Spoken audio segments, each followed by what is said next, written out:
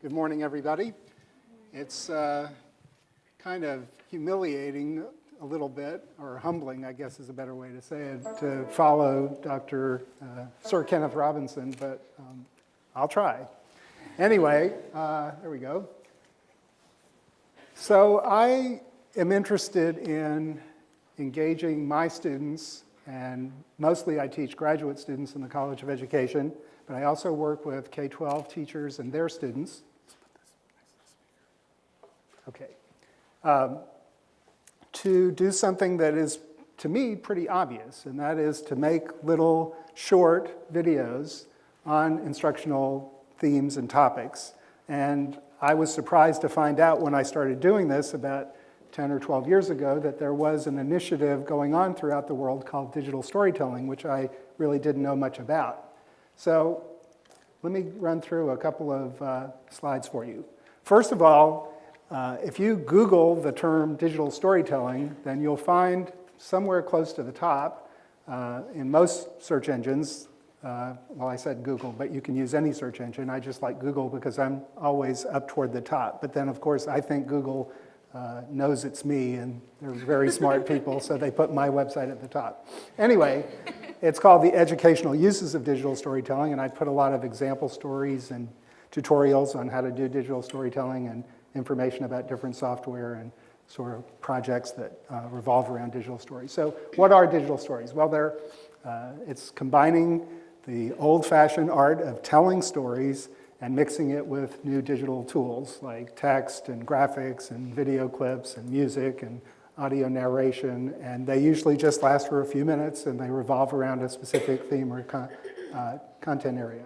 So how did I start doing this? Well, before I became a faculty member, I was a medical photographer for many years at a medical school, and I got really interested in digital cameras when they came out, and I had an interest in video and all things digital. The transformation from analog to digital really intrigued me, and I wanted to find ways to get my students interested in presenting information and demonstrating that they understood new concepts and ideas and information through the use of digital media tools. So there are basically three classifications of digital stories that I use in my courses and workshops, and that the first of them are digital stories that recount historical events. And sometimes these are simple, and I'll just show you an example of one. On the occasion corresponding to this 4 years ago, all thoughts were anxiously directed to an impending civil war.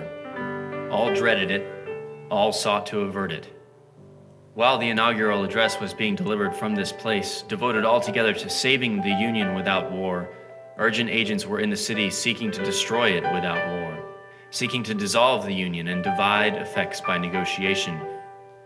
Both parties deprecated war. So Then let the nation survive. This is one of my students who's a social studies teacher, and he took Abraham Lincoln's second inaugural address, and he had his students find images on the web and put them together in chronological order to kind of go along with Abraham Lincoln's speech.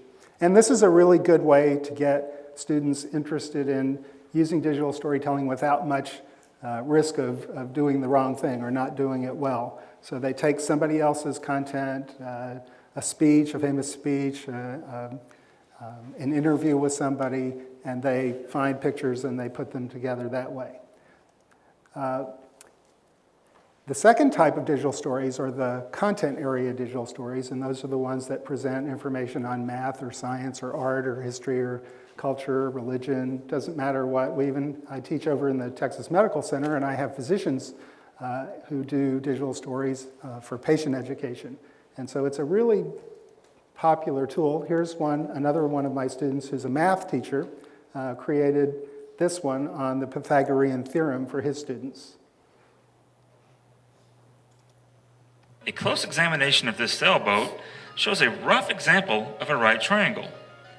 Notice how the rope extends from the top of the mast to the front of the boat. If we know the height of the mast, A, and the distance from the mast to the lower end of the rope, B, we can calculate the length of the rope C using Pythagorean's theorem. Okay, so you see that you can recount historical events, you can present content area information, and both of those, these were really the teachers developing their own stories to present them to the class to engage students and get them interested in doing further exploration. But where digital storytelling really has the most power, I think, is when you ask students to create their own stories. So the personal narrative, which is something that I think we've gotten away from in education. I ask students to tell me what is their opinion of something, and they look at me like I'm crazy. They say, well, it's whatever you want me to say. That's my opinion. But what I really want them to say is what they think. And so through personal narratives, people can talk about important events in their lives or important things that they've learned or stories about what they do or who they've met or recovered from negative things that happened in their lives, or just an overview of things that they find important. So here's one that I really like. I'll just show you a little bit of this. Hi, my name is Shinjang Kang. I'm from South Korea. I came here in the United States as soon as I got married. Actually, 5 days after my wedding. It was in June 2001, right after the big flooding hit Houston. Why did I come to Houston? Well, because my husband decided to continue studying here in the United States. And I thought that I needed to learn the language to survive in this world. I went to school and took an ESL course. While I was taking the language course, I met a lot of friends from different countries. नमस्ते, मेरा नाम मरियम है और मैं America में पिछले 5 साल से यहाँ हूँ. Hi, my name is Mariam and I have been in America for the past 5 years. Actually, 5 years ago, I first came to Chicago. Then I came to Houston.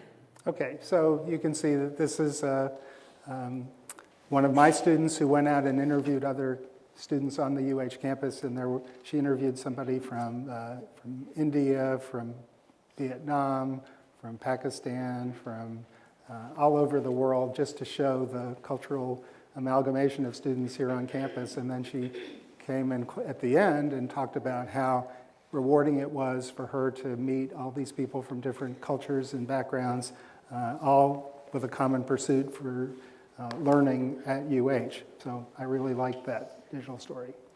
The process that we use is students can generally pick their own topic, or they can, sometimes we work on a common topic that everybody uses. They write a draft version of a script, and then they talk to each other about it in class and get feedback through a process that we call story circles.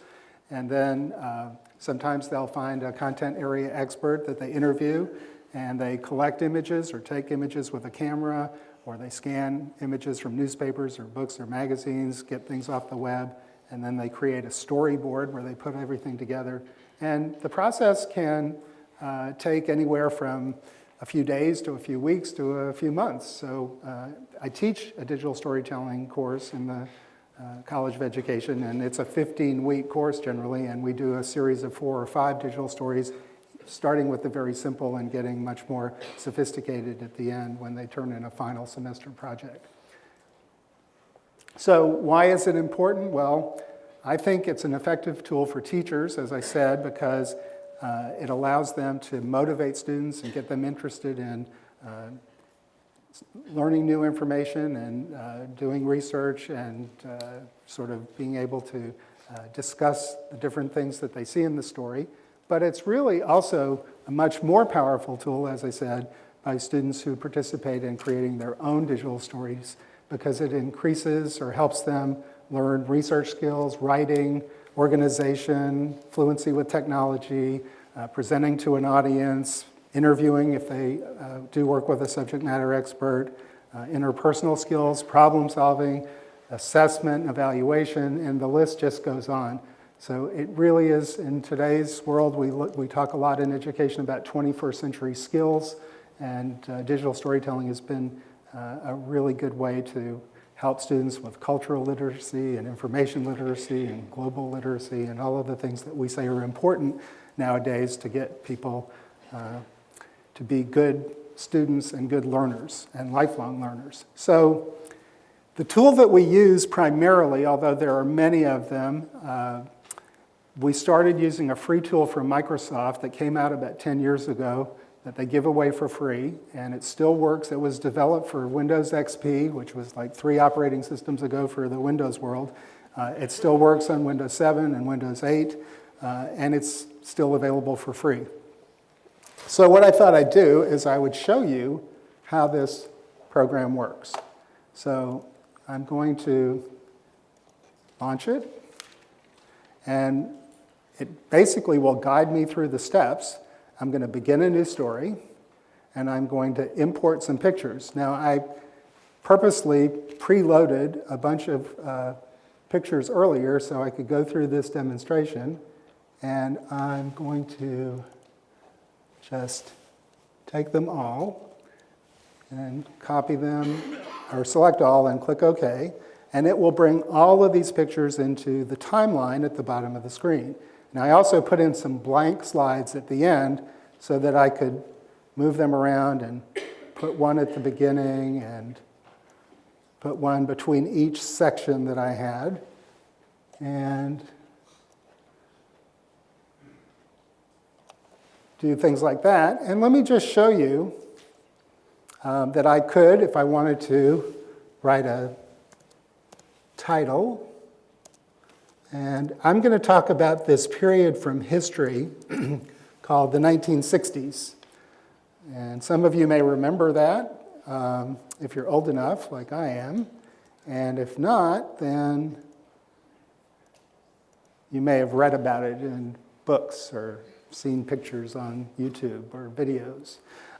Anyway, what I can do is I can put in titles, I can put in images. Here are pictures of me in high school, and something happened along the way where I had some kind of hormonal thing going on. And anyway, it was a really interesting time. I can come in and I can plug in a microphone, and it has a built-in audio recorder, so I can come over here and I can start talking and tell you that this is a digital story about my life in the 1960s and growing up through that turbulent time that included Vietnam and the civil rights movement, and I can talk about hair and music and drugs and other interesting cultural things that occurred during my life growing up in Charleston, South Carolina, and which is, by the way, where the Civil War began. So I can record that audio, and then I can add music. I can select some music, or I can even create music. I have some music clips pre-selected, and then I'm done. I can then save it as a video that can be shared on the web or in a blog or whatever. So what I did is I created this sample digital story last night, and I thought I'd share this one with you.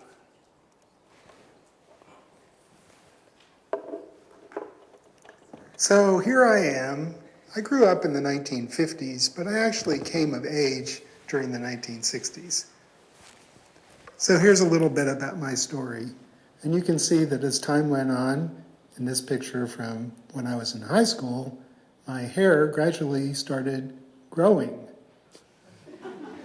And it got a little longer. And it got even a little longer. I blame the cat. I grew up in Charleston, South Carolina, which is a historical city known for its architecture and old buildings and churches. But probably the most important thing it's known for is that it's where the Civil War started.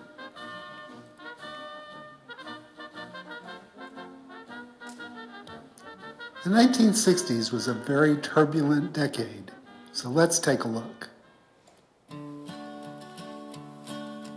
How many roads must a man walk down before you call him a man? How many seas must the white dove sail before she sleeps in the sand?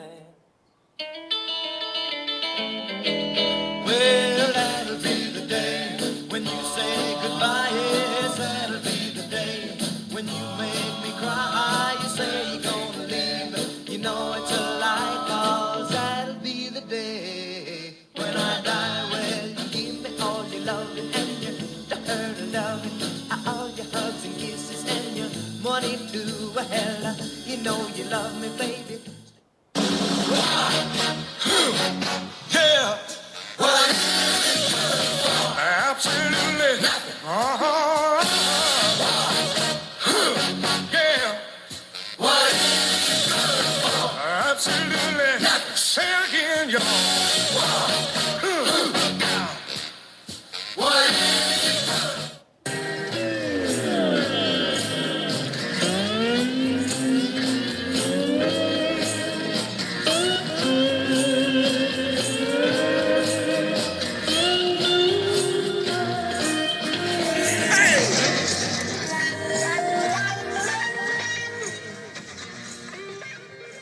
So if I had finished that story and done it completely, then I would have talked about growing up through the civil rights period and how that was turbulent and how I got tear gassed when I was on the campus of the University of South Carolina while I was attending a demonstration against the war, and I would talk about the music revolution and Woodstock and how it changed culture and fashion and people's attitudes toward governments and the world. And that's what I ask my students to do. And they do it on any topic imaginable. So please take a look at digital storytelling on the web the next time you have a few minutes. There's just tons of material out there. It's a growing phenomenon worldwide, and it's pretty exciting. So Google digital storytelling, and you'll see my website there as well.